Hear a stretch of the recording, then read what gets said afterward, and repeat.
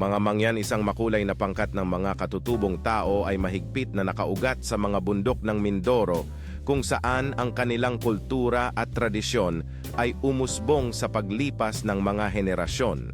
Sa kabila ng modernisasyon, ang mga mangyan ay patuloy na nag-iingat at nagpapahalaga sa kanilang mga natatanging wika at sining.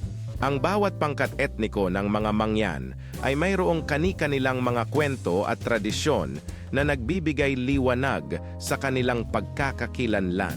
Kilalang-kilala ang mga mangyan sa kanilang kahusayan sa sining ng pagsulat gamit ang baybayin, isang sinaunang sistema ng pagsusulat.